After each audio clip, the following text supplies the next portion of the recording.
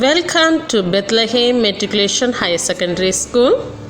I am Binila, your English teacher, grade 11. The lesson The Portrait of a Lady by Khushwant Singh. Today let us look at the line by line explanation of the chapter The Portrait of a Lady for class 11 part 2. Take a textbook, page number 2. The line starts with, as the years rolled by, we saw less of each other. For some time, she continued to wake me up and get me ready for school.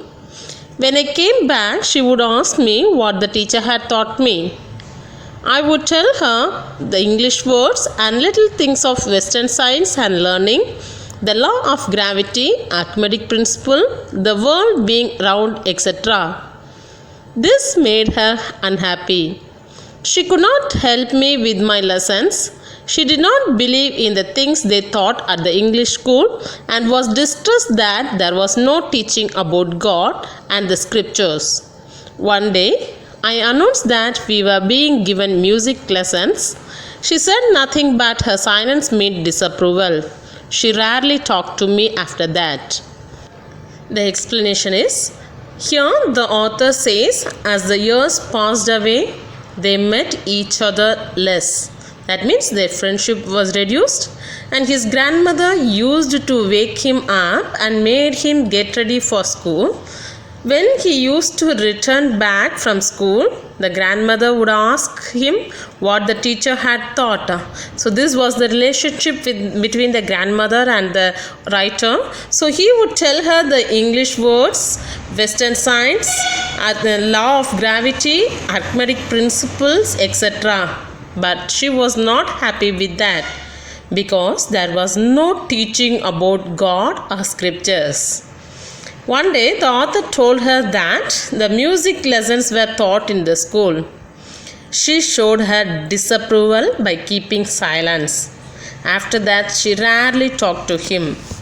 The next line is, when I went up to university, I was given a room of my own. The common link of friendship was snapped. My grandmother accepted her seclusion with resignation. She rarely left her spinning wheel to talk to anyone. From sunrise to sunset, she sat by her wheel spinning and reciting prayers. Only in the afternoon, she relaxed for a while to feed the sparrows. While she sat in the veranda breaking the bread into little bits, hundreds of little birds collected round her, creating a veritable bedlam of chirruping. Some came and perched on her legs, others on her shoulders, some even sat on her head. She smiled but never shooed them away. It used to be the happiest half an hour of the day for her. The explanation is, when he started going to university, he was given a room of his own. So the friendship between them was snapped. Here, snapped means cut off or broken. So she accepted her seclusion with resignation, means she accepted her loneliness with a lot of understanding, and she started spinning the wheel and reciting her prayers. So in afternoon, she used to relax by feeding sparrows. When she was breaking the bread at veranda, hundreds of little birds around her with bedlam of chirruping. That means they would create noisy or confusion sound by making repeated sound like high pitched sounds or short sounds. This to continuously it will be making. So the birds on her legs and shoulders it came and sat, or even on her head it used to come and sit. But how she will feel is she smiled for that. She is very happy for that, but never shooed them away. It was the happiest half an hour of the day for her. The next paragraph is, when I decided to go abroad for further studies, I was sure my grandmother would be upset. I would be away for 5 years, and at her age one could never tell. But my grandmother could. She was not even sentimental. She came to leave me at the railway station but did not talk or show any emotion. Her lips moved in prayer. Her mind was lost in prayer. Her fingers were busy telling the beads of her rosary. Silently, she kissed my forehead, and when I left, I cherished the most imprint as perhaps the last sign of physical contact between us. The explanation is, when the author decided to go abroad, he thought that his grandmother could be upset at his departure. The author thought that for 5 more years she would not survey until the time when he would be back. She came to the railway station to send him off, but did not show any emotion.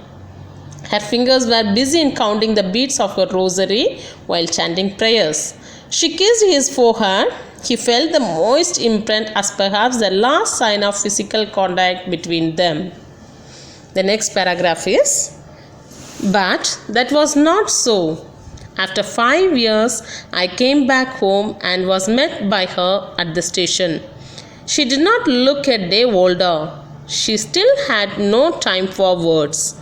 And while she clasped me in her arms, I could hear her reciting her prayers. Even on the first day of my arrival, her happiest moments were with her sparrows, whom she fed longer with and with frivolous rebukes. The explanation is, after 5 years he came back home. The grandmother also came to the station to welcome him. It seemed she did not grow older. She was reciting prayers.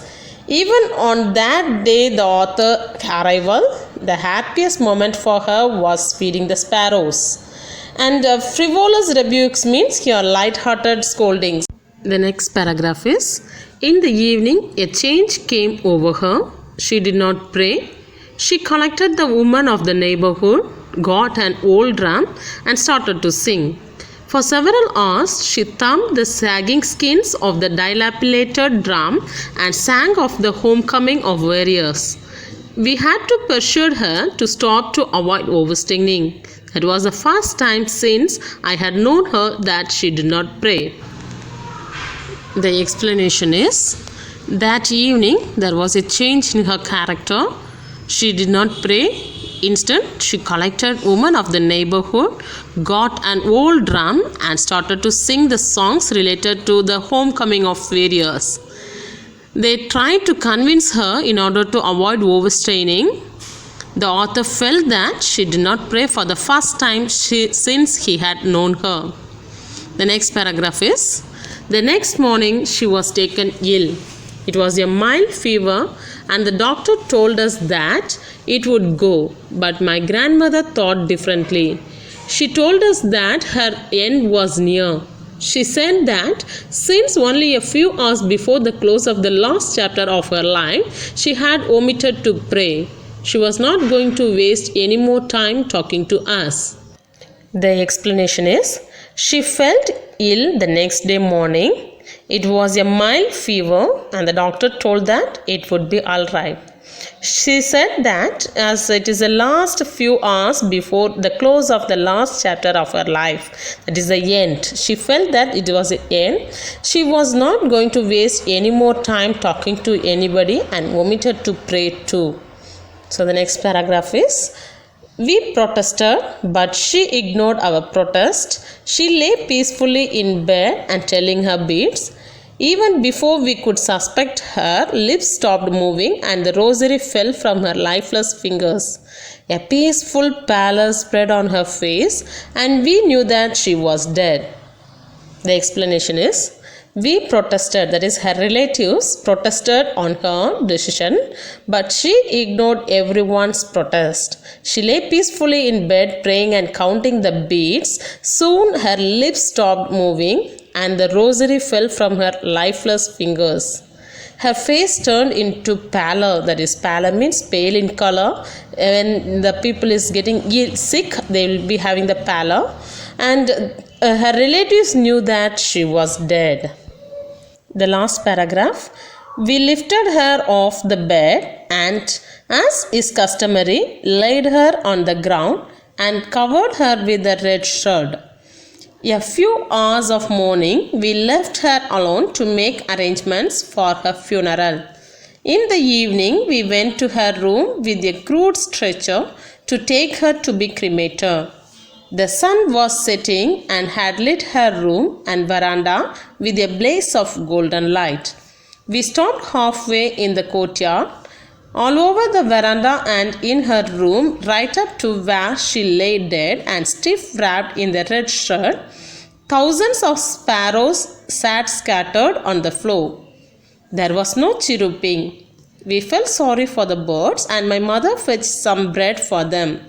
She broke it into little crumbs the way my mother used to do, and threw it to them. The sparrows took no notice of the bread. When we carried my grandmother's corpse off, they flew away quietly. Next morning, the sweeper swept the breadcrumbs into the dustbin. The explanation is, the family went to make arrangement for his grandmother's funeral. In the evening, they went to her room with a stretcher to take her to be cremated. Cremated means buried or burnt. The sunset had lit her room with golden light. They stopped halfway in the courtyard. Thousands of sparrows sat scattered on the floor all over the veranda and her room. There was no sound of chirruping. The sparrows mourned the death of his grandmother in utter silence. Thus, the birds ignored the breadcrumbs thrown at them by his mother. They flew away silently when the body was carried for cremation. The next morning, the sweepers swept the breadcrumbs into the dustbin. Thus, the writer Khushwant Singh described the scene of her death. His description about his grandmother is deeply moving with his usual poetic touch. Thank you. Students, for grade 11, I would like to suggest Surah Guide for this year. And you can go for the page number 5 in your textbook. 7 question answers is there. Take your guide and go for learning the 7 question answers from your guide. And do the vocabulary exercise in page number 6. Complete this too. I hope you will be doing this exercise. Thank you, students.